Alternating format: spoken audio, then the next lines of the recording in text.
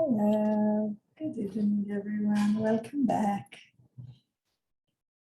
May I ask you please to turn on your videos so I don't talk to myself?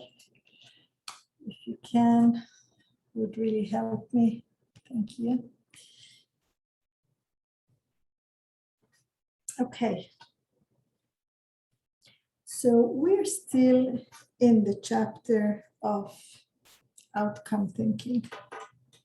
So basically in this chapter, we're going to learn the idea that we really have to think, what is it that I really want before we say something or do something? And it shouldn't be, and obviously it's probably not, I want to fight, or it's probably not, I want to look ugly. So if that's not what we want, why would we do that? If what we want is to be loved, to be heard, to be understood, so then we probably would want to say things that have the possibility, the chance of being understood, correct?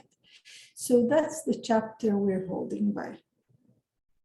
We are under the subtitle of motivating and influencing wisely. That's what we were up to last time.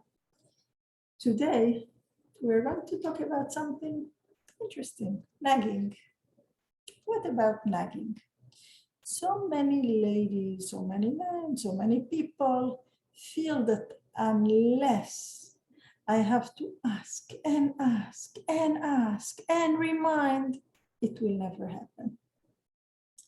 And many times the spouse is annoyed. Can you stop nudging? Can you stop nagging? I told you I'll do it. Leave me alone. Why do I have to take out the garbage right now? I told you I'll take it out. But the other one says, well, I know at the end you forget. You tell me you'll take it out and you don't take it out. So that's why I'm nagging. So what happens with the nagging? Usually, what nagging does, it leads to withdrawing. When person A, his spouse B, is a nagger, so what does A want to do?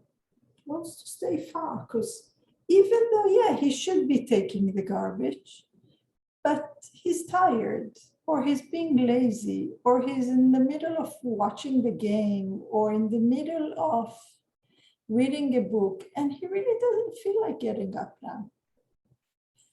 Good reason, not a good reason, unexcusable, doesn't matter. Now the person is not ready to get up. When he's being nudged, what does he really want to do? He wants to go, can you be quiet? Can you stop bothering me? So what will happen next? The person will try to not be in the same room as the nagger when the nagging goes on. He will make himself, or she will make herself, disappear or not be available. There are so many ladies who say, my husband is never home at night. I need his help.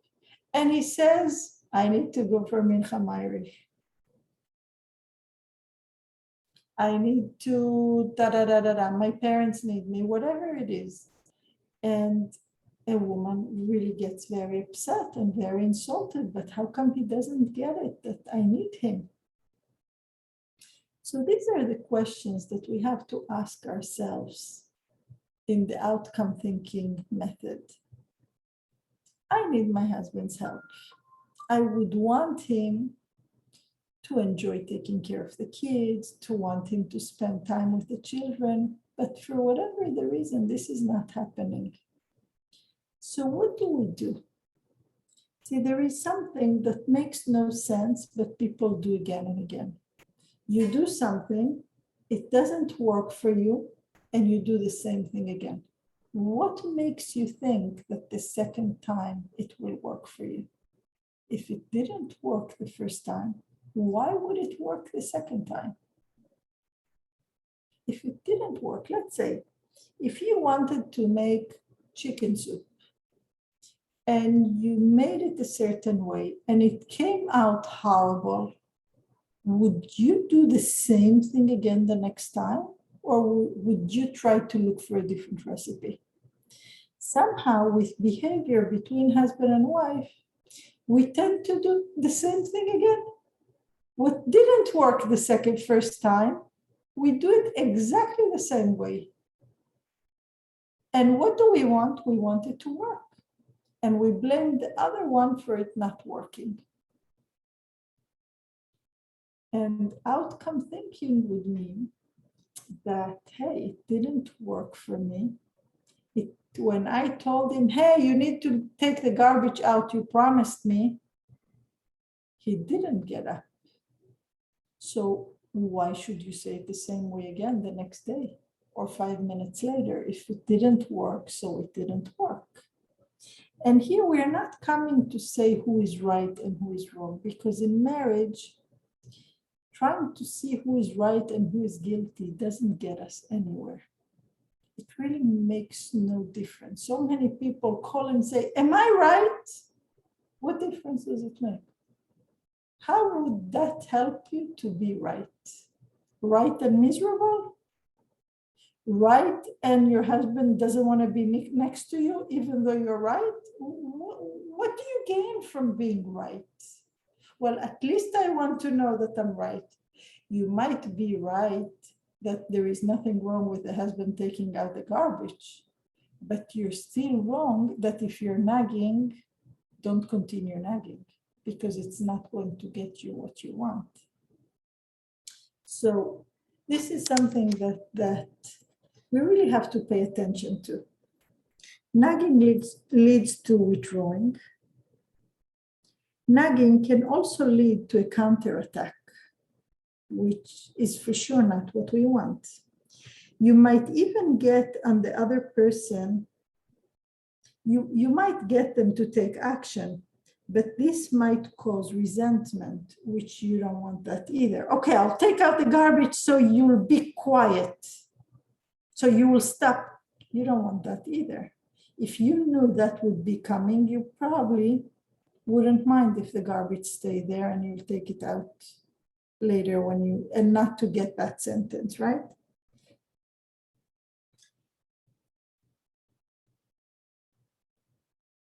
Someone who nags will think that he or she has a logical objection.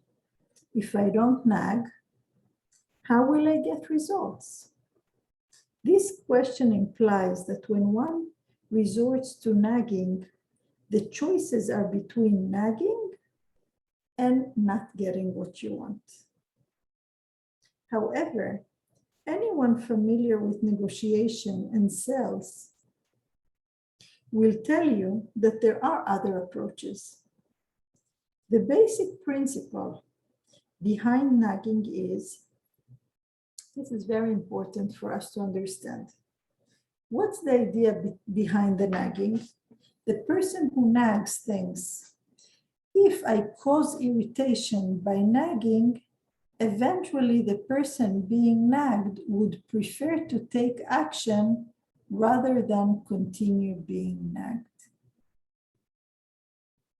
So if we would realize that this is what's behind what we're doing, we would probably not want to do that. One question someone who tends to nag can ask himself is, when do I have results without nagging? And then the nagger might respond, never. I always have to nag. And the answer, as Rabbi Pliskin says, the answer is lie, not true. Because if your husband asks you for a cup of tea and you say, here is your cup of tea, it's ready, he'll come for it. And if a man tells his wife, I left the money you asked me for on the table, he doesn't have to nag her to go and get the money, right? So when is it that we have to nag? When we're asking for something that the other person doesn't like to do or doesn't want to do. It's not that we never get the other one to do unless we nag.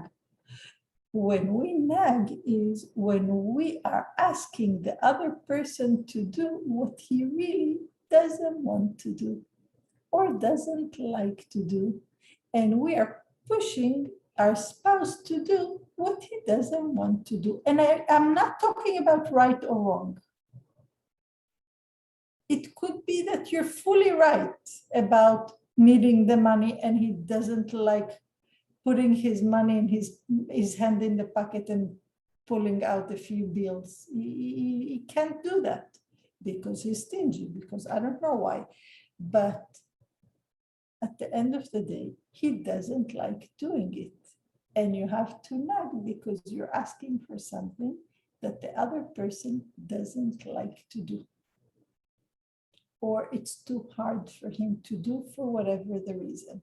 So now the question is, if we come with a little bit more of understanding, this is hard for my spouse. He really doesn't like to do that. How can I get him to do it? Besimcha. How do I get so now we're going to look at things differently. And the approach and the trying to get something, just like he said before, just like with a business, with a sale. If you're a good salesman, you're going to try to see, how do I get this person to give me the money for an item that he doesn't necessarily want or need? And he should want to give me his money, even though, and he should do it and be happy and thank me. Many times there are people that say, I wish my spouse would be as nice to me as they are to their friends or to their siblings or to others. And maybe it's something that spouse can ask himself or herself.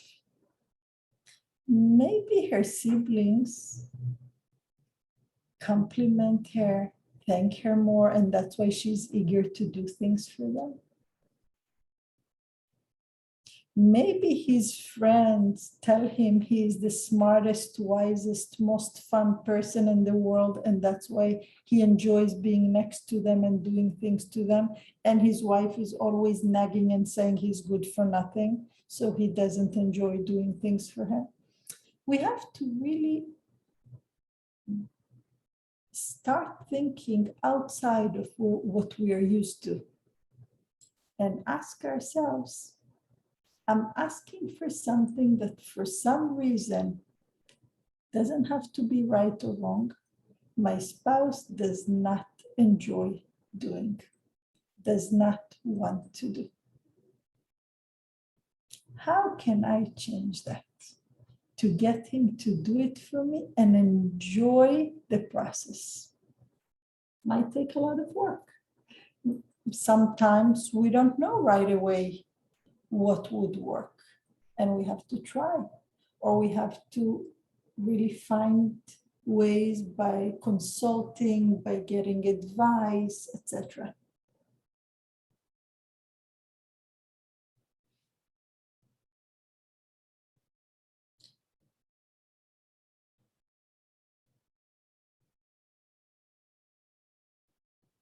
sometimes a person passes the point of nagging and they get annoyed. And then when they get annoyed that things aren't getting done, let's say your spouse was supposed to call the child's teacher. And did you call the teacher? Not yet. Did you call the teacher? Not yet. And sometimes you get upset. What happens then? Then we have to be super careful, because what people might do then, and again, I'm not going into what's right or what's wrong, or if you have the right to, or if you don't have the right to. It doesn't matter. The question is, what's the smart thing to do? If we want to have Shalom Bayit, we don't have to do what we have the right to do. We should do what's going to get us to the place that we want to be. And it makes no difference who's right. The question is, how do we get to live with each other b'simcha and b'shalom? So when people get upset, many times they say words that if we were smart enough, we would regret saying them. Like, I can never count on you. Forget about, I'm not even going to say cursing, but even insults. You're so lazy. You can never, no one can count on you. You never do what you promise. When we start labeling, the other one gets hurt, even if you're right. And when the other one gets hurt, what happens? It creates separation and distance. Was that the goal? Is that what you wanted? Your spouse to become separated from you and distance from you? No. So we have to think, sof ma'aseh b'machshava tchila, outcome thinking. If I will give all these compliments, will my spouse love me for that? Will my spouse regret getting me upset? Or saying, or think, you see, no matter what I do, nothing makes a difference. I'm always going to be the bad one. There is never appreciation. I worked so hard today, or I worked so hard last year, or look at the house we have. I worked hard, that's why she lives in this house. Yeah, what does that have to do with the fact that you promised to call the teacher and you didn't? But that's what happens when a person is being put on the defensive. So we have to be super careful. Don't say these things, because as soon as you say them, the other person, the spouse, will want to say, I'm not so bad. Not true. I'm not a bad person. Don't make me look so bad. Why? Because I wasn't in the mood now to pick up the phone? Because I have a million things on my head now and I really don't want to talk to the teacher now? But many times we don't even know how to say, leave me alone, I can't now. And sometimes when people say, leave me alone, I can't now, they'll be even more nagged and put down, etc. So we have to step out of the situation and think for ourselves a little bit and ask ourselves, what outcome do I want? And by saying this, by acting like this, will I get what I really want? And if the answer is no, don't do it. If you're tempted to use sarcasm, ask yourself, how do I think my spouse will react? In the vast majority of situations, it might help to let off steam, but the price of provoking more anger, at the price of provoking more anger and resentment. So yes, it might feel sweet to you that you said, that you pinched, but you're going to pay a much bigger price for that. And it's not worth it. It's not what we want. So How do we motivate someone?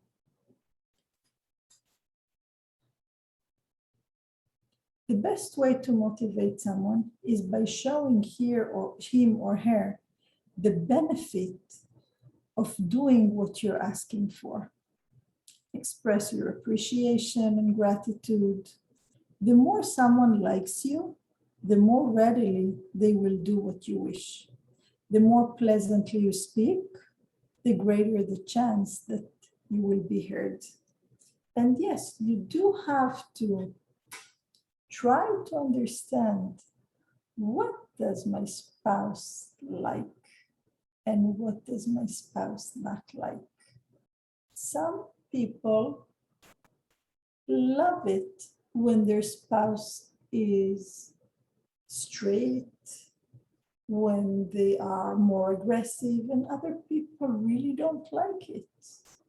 And they get withdrawn with someone who says things straight, and it is so important for both husbands and wife to learn what is pleasing to their spouse's ears and what is scary to them, what is not pleasant to them, and avoid it. Some people like to say, I am who I am. Really? Really? Unfortunately, some people go through several marriages until they learn that it doesn't work that way. That you can't get married and say, I am who I am, and the other one has to accept me the way I am. We have to be able to hear, to see what the other one hears and sees, and make adjustments to be liked, to be loved, to be pleasant to our spouse. And then we are going to be heard. And you see that many people, they tell you, his friends, he listens to. So ask yourself, how come he listens to his friends? What's the difference between the way they talk to him and the way you talk to him? Maybe that's what it is. You know, it's so interesting that when you see people going through one marriage and then the second marriage, and many times in the second marriage, they look like they're different people. It's not the same person. And what's the reason for that? It's because it's a different recipe. You cook meat with lemon, it's going to taste, the meat will taste very different than if you cook it with sugar. When you put two people together, it causes a reaction. So we have to make sure it's not just the way he is and the way I am. What is the chemical reaction when you're putting it together? And sometimes there is reactions that are not so pleasant. And that's when we have to work on ourselves to be less salty, to be less spicy, to be less acid, in order that the marriage, the combination, should be something that's pleasant and not something that burns.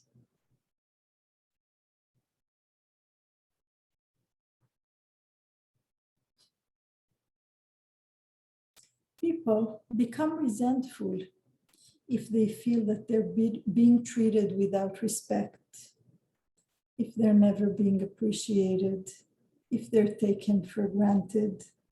So we have to remember to show appreciation. I have heard from many men many times that they say, nothing I do is appreciated. See how she lives. Look at the house. You know how hard it is for me to be able to pay the mortgage and to pay the tuition and this and that. And all she's complaining about is that in the weekend, I don't help with the kids. But I'm tired. I worked so hard the whole week. And the wife is not willing to hear that. Is he right? Is he wrong? Doesn't matter as much as, do you hear what he says? He wants appreciation for what he does. And many, many problems of Shalom Bayit is because there is no appreciation. Many wives are always tired at night when their husband comes home. Why? Because he doesn't appreciate what she did the whole day. So it's not fun for her to be around him because he comes home and he's, how come this is like this and how come this is like that? And she said, I took care of the children. There is supper, the laundry is washed. So it's not folded and it's not put away. And yes, the toys are all over the place because the kids were still here when you came. And she does not feel appreciated. Maybe your neighbor or your sister is more put together than your wife? Possibly. It doesn't mean she didn't do anything the whole day. And it doesn't mean that there is nothing to appreciate her for. So when people feel that whatever they do doesn't count, then they become sad. And sad people are usually not happy people. And happy people usually don't compliment and don't make it fun to be around them. So it's something that we cause each other to go down and down and down. And some marriages do that to themselves. Instead of creating an environment that's loving, that's fun, that's appreciative, they push each other lower and lower. So that's something we have to be super careful not to get into that.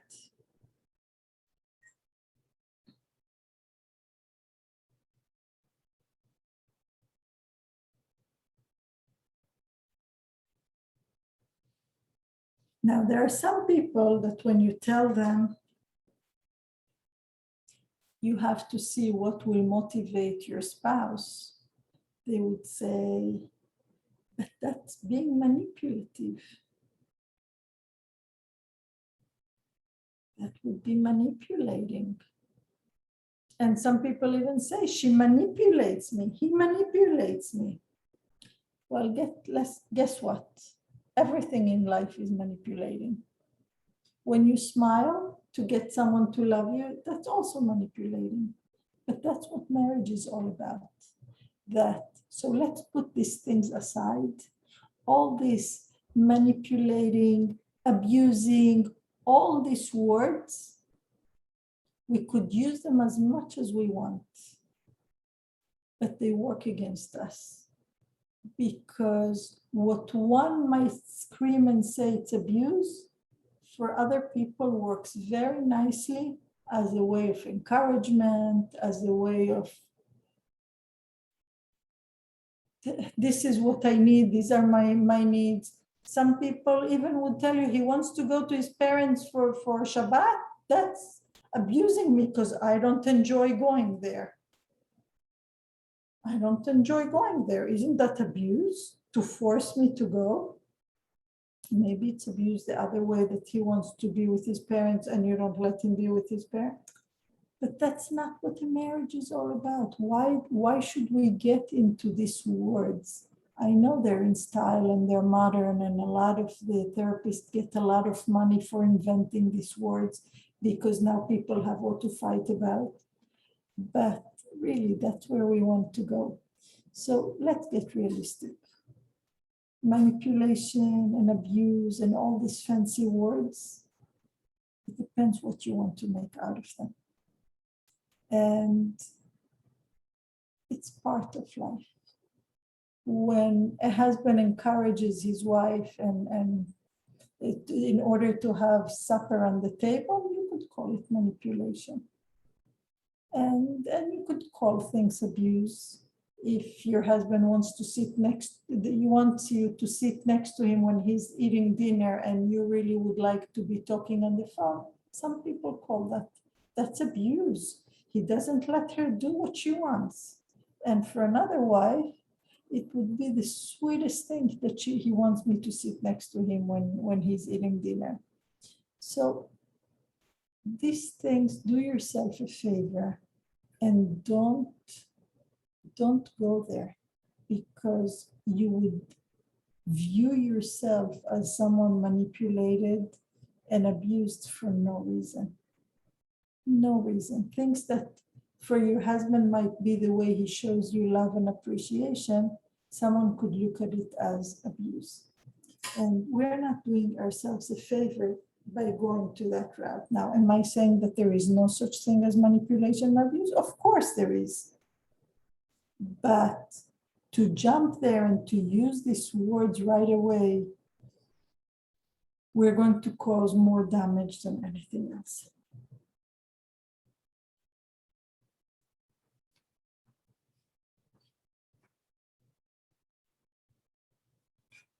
Now, sometimes a wife or a husband need to discuss something with their spouse, something that they think differently about. And they come and they say, you know, I need to talk to you about XYZ. So let's say the wife wants to tell her husband, this that is happening in our relationship, I don't agree with it. And she talks and she talks and she talks, and the husband argues and argues and argues, and she gets very upset and she says, he's very stubborn. Why doesn't he listen to me? But she's forgetting that there is two sides. Maybe she's the very stubborn and she doesn't want to hear what he's saying in response. There is two different opinions. And you said your opinion, and for whatever the reason, he was not convinced. You cannot say, he never listens, he is so stubborn. Maybe what you said did not make sense to him. So does that mean that forcing our opinion on the other, I don't want to say it fully, but this is what happens many times, that people really feel that I'm telling you something, how come you don't hear me? And they don't realize that they're forcing their opinion on the other person. And that's wrong too. So what do you do in situations where you cannot come to an agreement? First of all, we have to learn to agree to disagree. That's something very important for a couple. That sometimes we have to agree to disagree. One likes the purple couch and one likes the yellow couch. Who's right? No one has to be right. You could disagree on which one is prettier to you. Now, what do? You have room for only one couch. You don't have two rooms to put a couch in. So now you have to come to an agreement of should it be the purple or the yellow, or maybe you'll decide to take a brown. But you cannot force your opinion on the other one and say, no, you have to agree that the yellow is prettier. You can't do that because he doesn't agree. So this is something that, again, many times we get into fights and arguments over things that there is no base for it, that we're really trying to force our opinion and it's not right.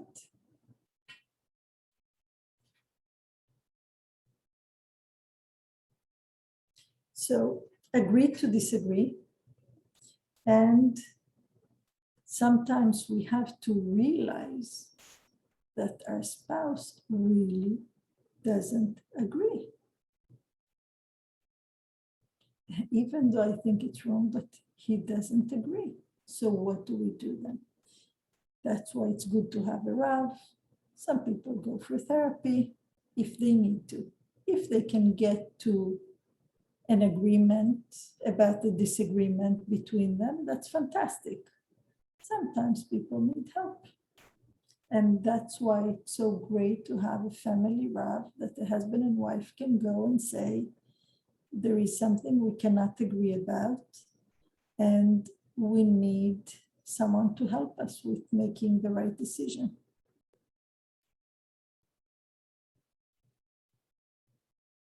Okay, next. Sometimes you hear people saying, there is nothing that can be done to change this person. Guess what? This is not a true statement. People do change. Sometimes they need a surgery to change. Sometimes they need an earthquake to shake them. Sometimes they need a little sugar in their tea to change them. Sometimes they need a wife who is smiling and not nagging to change them. But people do change. You see people, some people change after a long time. Some people change after they meet new people in their lives and they see things differently. But people do change. Now, if we really want to change in our spouse, we have to make sure that what usually changes the person, being exposed to things from different angles, the place, the situation changes them. So we should change a little bit the situation. We should change the environment a little bit. You know, even it says in Halacha that there are people that their prayer does not get accepted. Who are they? Those people who are suffering and wouldn't change their place. That's one of them. You're suffering in a specific town, move to a different town. Move. Why do you have to live in a place that you cannot afford it and your children don't have good friends at it? Move. What are you crying for? Do your part. So the same thing here. When things you don't like the way they are, change things around it. So you could change the chemical reaction. Because people do change depending on the environment and the situation. So if the situation and environment will be changed, they will change too. We spoke before about the importance of trying to understand what our spouse dislikes or hates and not go there. Some people, let's say, unfortunately, many people get into a fight and they start talking about their spouse's family. Your mother, your father, your sister, you this, you that. And that completely shuts the other one. Completely they shut. Why would you do that? Why would you do that? You know that as soon as you're going to mention his family, that's it. He's not going to talk to you anymore for a week. Why would you do that? Don't do it. Is it going to happen? No. So don't do it. Or if a husband, there are men that make fun of their wives for looking old, for being old. The wife gets so insulted, so hurt. Why would he do that? She's going to really be sad when he makes those ugly jokes about marrying a second wife. Why would you do that? Do you really enjoy it when your spouse becomes really broken and sad? So we really have to listen, pick up our antennas and see what is it that when I bring it up, when I say, it really hurts my spouse, really puts her spirits down. Stay away from it. Why? Because it's not good for you. It's not good for your marriage.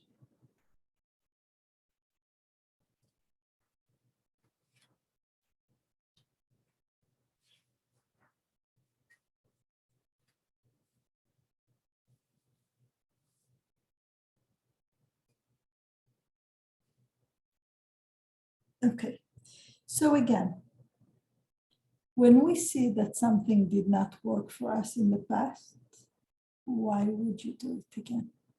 That's outcome thinking. If it didn't work until now, it means that I have to find a different way, a different path.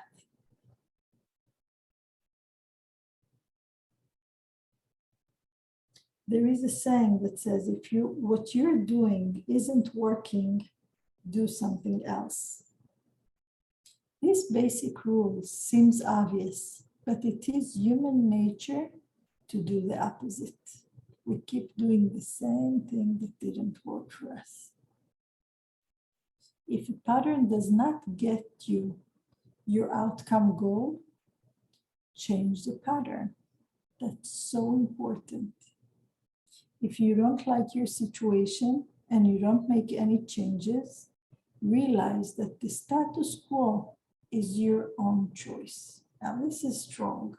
If you don't like the situation and you did not do anything different, then it was your choice to keep it like that. Many people say, no, it wasn't me, it's him. You did not do anything different, so you did not change the chemical reaction. So you are choosing this situation by not changing it.